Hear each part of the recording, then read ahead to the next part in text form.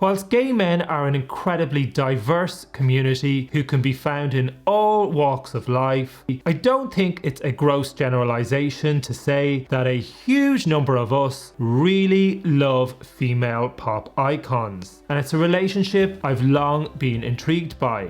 Clearly, it's about so much more than just the music. So why exactly is the connection between queer men and their divas so special?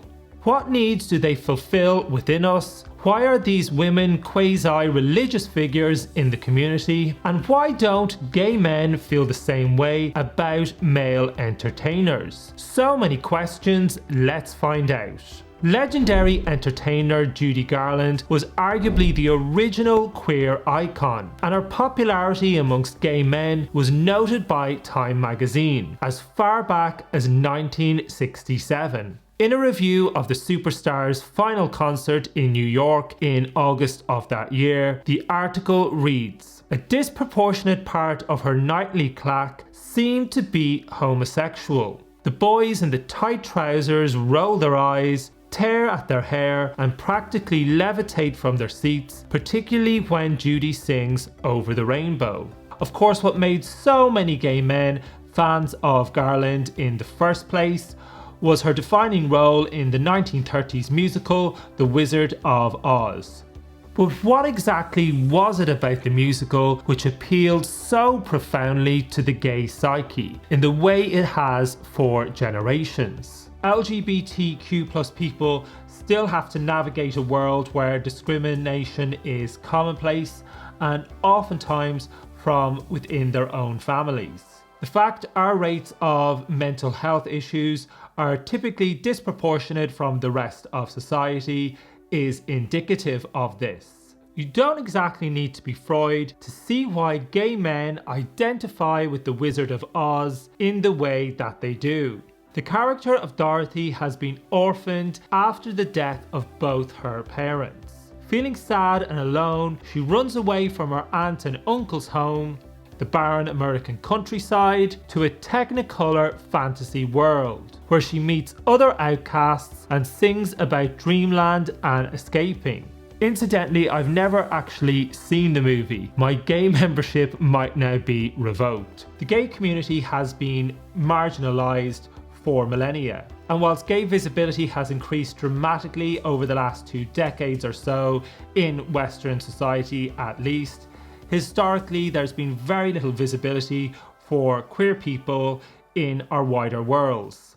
And representation, when it did exist, was usually negative. Is it any wonder so many gay people use entertainment to cope with living in such a heteronormative world? And that's where our divas come in. Madonna, Kylie, Britney, Gaga, al aren't just gifted singer-songwriters, dancers and performers. They are also world-class visual artists, or at least their creative teams are. They know how to create an immersive world filled with colour, glamour and fantasy. For many gay people, our relationship with our divas and their music are one of the few, if only, comforting or soothing presences in our lives, especially during the development years. And even those gay men who don't stan divas, it's highly likely they'll be interested in musicals, sci-fi or comic books, all of which provide portals to alternate worlds. Tellingly, the show business world and industries which deal in aesthetics are filled with gay men. And our divas, for the most part, trade in pop dance music, which is mostly bright, joyous and empowering, qualities which sometimes can be in short supply in our own lives. Matthew Todd, writing in his book Straight Jacket, shared these theories on diva worship. Any medium that allows us to fantasize that we are someone else, to express the inexpressible, to triumph over normality, or simply that offers us an experience powerful enough to soothe our feelings, is likely to be popular with those of us who are traumatized, sometimes overwhelmingly so. It is music that offers many of us a safe space for expression of things which as children we weren't allowed to express, and as adults we are too scared to explore. Any diva worth their salt has had it rough. They might have become super privileged women with access to the very best life has to offer, but that's something they earned the hard way. Most divas aren't from privileged backgrounds, well, maybe with the exception of Taylor Swift. Dolly Parton escaped extreme poverty to become a global superstar. Janet Jackson began life in a working class family in Gary, Indiana, and overcame a domineering father to become a music icon. Beyoncé spent the whole of her development years trying to make it in the music industry. So much so, her father gave up his well-paid job to manage her group, and in doing so, Beyoncé's family lost their house and her parents split up in part because of the pressure. Beyoncé and Destiny's Child were also dropped from their first ever record deal with Elektra. Kylie may have had a swift descent to music stardom, but she was derided by music critics for the first decade of her career in both Britain and Australia. She also survived breast cancer in the mid-2000s, and Kylie, along with Tina Turner, Cher and Mariah, staged phenomenal pop comebacks after their careers had been consigned to the scrap heap of music. Britney wanted to become a superstar in part to escape her unstable home life and alcoholic father, not to mention her struggles with her mental health and her 13-year conservatorship. Christina Aguilera grew up amidst domestic violence. Madonna's mother died when she was 5, and the singer lived virtually destitute for years in New York as she struggled to break into the music industry. Our divas pulled themselves up by their bootstraps, they escaped their humble beginnings and overcame countless challenges to ascend to stratospheric success. We identify with their struggles, but are also inspired by how they've triumphed against the odds. And sometimes, even if they eventually were beaten by their demons, like Whitney or Judy Garland, they sure as hell gave it their best shot. Our divas provide us with a sense of resilience. They're a peculiar combination of strength and vulnerability. We relate to the adversity they've experienced. We feel their trials and tribulations mirror our struggle for acceptance, and we feel empowered by their refusal to be cowed by life's challenges. At least ostensibly, divas are in control of their lives and have stayed faithful to their own authentic selves. Another 1967 review of what would be Judy Garland's final New York show had this to say about her gay following. Homosexuals tend to identify with suffering. They are a persecuted group and they understand suffering, and so does Garland. In an article by Bobby Box from In Magazine entitled "Why Do Gay Men Idolize Female Pop Stars?" he quotes Jeff Larson, an American psychotherapist and sexuality expert who recognizes gay men's obsession with divas as a form of reactive projection. We as gay men often see female pop stars, especially when the star is being perceived to have had to really fight or struggle for her dominance or longevity, like Taylor, Madonna or Cher, with our own struggle for full acceptance regarding our sexuality. This struggle and the perceived victory over the struggle, think Britney, only adds to the perceived fabulousness of our female icons. And gay men do tend to have a special affinity with underdogs. How else can you explain all the female pop stars who are mostly forgotten about by the wider world, but still perform at Pride events every year?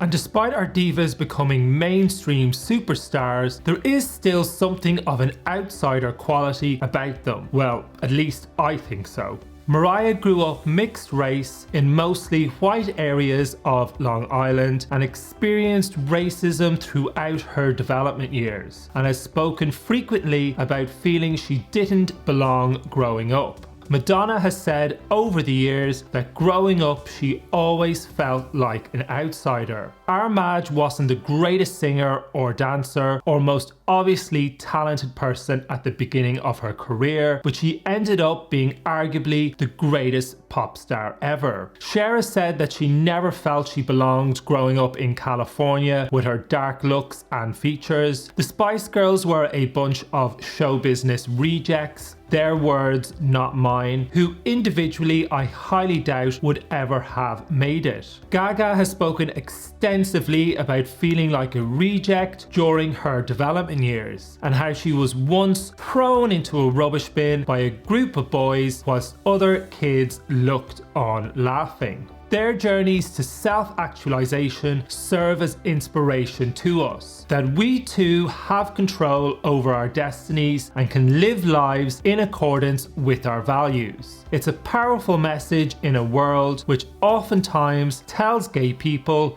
otherwise. When it comes to supportive allies to the community, there aren't many who can compare with Madonna. The Queen of Pop embraced her gay fans right from the beginning of her career and most importantly throughout the AIDS crisis. Whilst it's mainstream to be supportive of gay rights today, it certainly wasn't in years gone by. There was widespread public hostility towards gay men in the 80s as AIDS ravaged the community. In 1988, Margaret Thatcher introduced Section 28 in the UK, banning the promotion of homosexuality in schools. In America, Ronald Reagan ignored the AIDS epidemic for years and failed to respond adequately to the crisis. Madonna not only acknowledged queer people at the time, but also supported us when many others had turned their backs, probably for fear of damaging their own careers.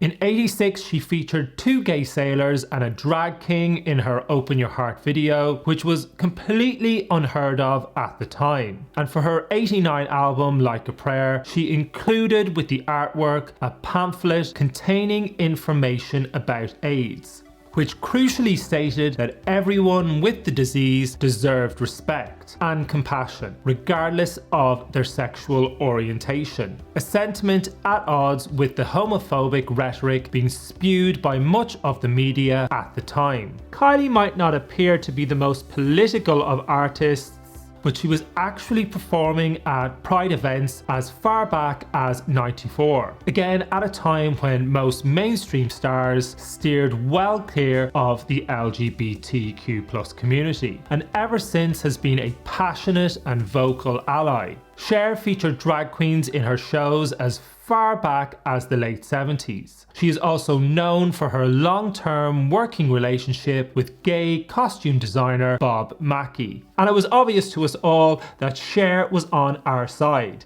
I mean, she makes drag queens look subtle and understated.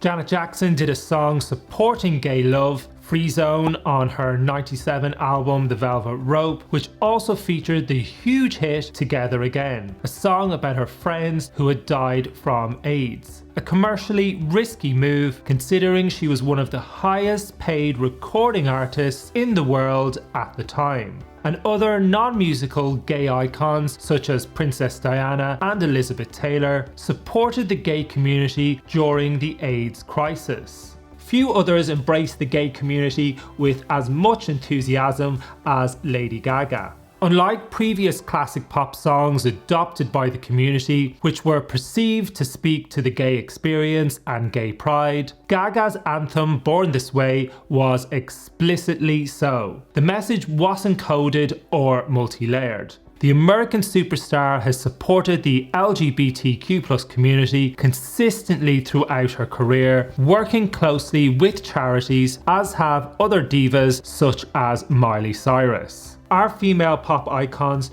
provided us with acceptance and support when few others would, and thankfully the feeling does seem to be mutual. Divas express their love for their gay fans throughout their work. Madonna has taken liberally from queer culture, popularising entire countercultures like the Harlem Vogue balls. And looking at Gaga and Cher's over-the-top drag styles, it's clear to see their visuals are very much embedded in the community. And most of these pop icons' creative teams are made up of gay men, perhaps most notably Kylie's long-term collaborator William Baker. Women and gay men historically have both been oppressed by the patriarchy. And with its narrow and exclusionary model of masculinity, men who don't conform to it are usually othered or sidelined. I don't think it's unfair to say much of the prejudice and violence the queer community have faced throughout history has been born of patriarchal and religious beliefs and values. But our Madonna and our other divas have thrived in an industry dominated by men. You can only begin to imagine what a battle that must have been and how traumatic at times it surely was. Madge was and is rebellious and transgressive, and as the queer community were traditionally seen as sexually transgressive, we saw something of ourselves in her. Right from the very beginning, she railed against so much of the system. With her message of sexual empowerment, the superstar challenged traditional notions of gender and female sexuality. In so much of her work, you could sense her anger at the status quo and her defiance at a world filled with misogyny and all types of discrimination, including homophobia. And Gaga also brought politics back to pop culture when she emerged on the music scene in the late 2000s. Mainstream music was becoming very heteronormative in those years until Gaga arrived and queered the pop sphere with her message of self-acceptance and her completely outrageous dress sense. Perhaps other female pop stars might not have been as groundbreaking as Madge or even Gaga, but they subverted the system in their own way. Tina Turner escaped her abusive marriage to Ike Turner and rebuilt her career from scratch to go on to become a bona fide music legend. Through her work, she became a symbol of hope and resilience for her fans the world over. Cher and Mariah both gained hard-won independence from controlling husbands, and Cher broke down so many barriers throughout her career, especially continuing to be a relevant pop star who actually had chart hits well into her 50s. Some might argue that these female pop stars maintain the patriarchal standards of hyperfemininity, and there absolutely is truth in that. But from my perspective, that of a gay man, I always found something subversive about the flamboyance and campness of our divas. Yes, the patriarchy might want their women conventionally beautiful and sexy, but I just don't think they'd appreciate the megawatt glamour of Diana Ross or Mariah, or the daring style of somebody like Gaga or Cher. These outspoken, empowered, independent women aren't exactly the patriarchal ideal either. Queer people, especially during their development years, are in many ways stripped of their voices. They're not really known intimately by those around them. In comparison to our straight counterparts, so much of who we are is simply not validated. So for gay men, understandably, there is a longing for freedom of expression. Through their work, our divas help to meet some of those emotional needs, especially during adolescence when connection for queer people is virtually non-existent and even dangerous. Our divas provide us with some sort of a substitute. They in some way make us feel seen and understood. I can categorically say that growing up in the 90s, I didn't hear anyone speaking positively about gay people except for Madonna in some interviews and Janet Jackson on the Velvet Rope album. There was no wider discourse about being different or an outsider. The first time I heard anyone express feelings of alienation from their surroundings was Mariah. So as cheesy as it might sound, the first people who acknowledged my plight and made me feel seen were my female pop icons.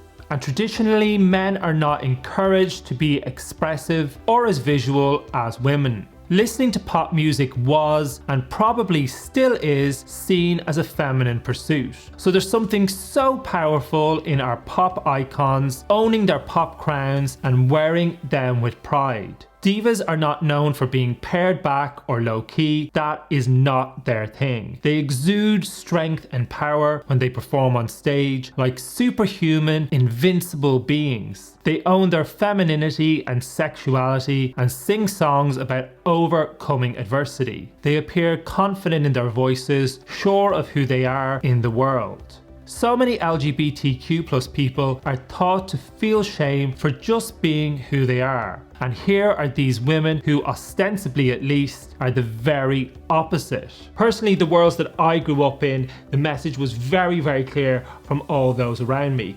Be as ordinary as possible, do not stand out, do not be creative, don't get dressed up, and whatever you do, do not get ideas above your station. I feel like my divas in all of their work are putting their two fingers up to that way of thinking. Another reason I love them. And their message is implicit in their stories. They are living examples that you can reach your goals and be who you want to be. They represent the ability to reinvent yourself, create who you are, and master your destiny. So why don't gay men gravitate towards male singers in the same way? Why not worship the male artists we might be physically attracted to, like heterosexual girls would lust after Harry Styles or Drake? Well, there could be some uneasiness involved in those artist-fan relationships. It wouldn't be as straightforward as it is with our divas. We can all imagine hanging out with our favourite female pop icons. Well, I can anyway. But male ones, not so much. Would they even accept us? If they're gay, there might be some tension. Are you into each other, or is your gay idol just another dismissive mean girl gay? And identifying with openly gay singers was nigh on impossible over the years anyway, until recently. George Michael, Elton John and Freddie Mercury were all closeted at the height of their careers. And oftentimes, gay men don't warm to the gay representation geared towards straight audiences, such as the cast of Queer Eye. It doesn't always feel truly authentic. There are also theories that identifying with female icons is our way of writing our story into the mainstream. And Joe Court, writing for the Huffington Post in 2012, shared this theory as to why we gravitate towards female singers in the way we do rather than male.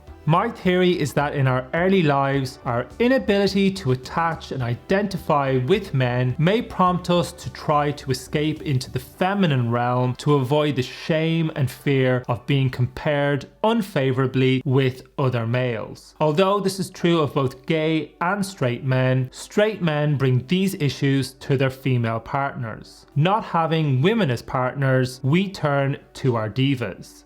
Of course, that isn't the entire story of diva worship amongst gay men. There can of course also be a dark side to gay stan culture, picking on female celebs when they're at a low ebb. And gay guys aren't always the best feminists. But those topics are whole other videos in themselves. And the concept of the diva has evolved along with the rise of online social platforms and the increasing fragmentation of the media. The more current crop of divas such as Dua Lipa, Kim Petras, Charli XCX might not be household names in the way divas of yesteryear were. But we do now have openly gay pop stars such as Lil Nas X and Troye Sivan who are proud of their sexuality and incorporate it into their work. You might have some theories of your own, which I haven't included here, to explain gay men and diva worship, but feel free to share them in the comments below. Despite accusations that our admiration of divas is purely silly and frivolous, I think I've shown in this video that whilst part of the appeal is surface, the connection goes so much deeper. We wouldn't be as devoted or feel as passionately about these divas as we do if it was just a superficial attraction. And perhaps gay men's love of divas could be explained by the simple fact we just have better taste in music. Let's face it, it's a fair point. In our wider worlds. Ow. As ordinary as possible, do not be creative, and I said that already. Our divas provide us with a sense of resilience. Well, there could be some uneasiness involved in those artist-fan relationships. Madonna is one of the most celebrated pop artists of all time and has had many classic pop eras. If you'd like to hear more about them, click on this playlist here, and if you got value from this video, don't forget to like and subscribe. Thanks for watching.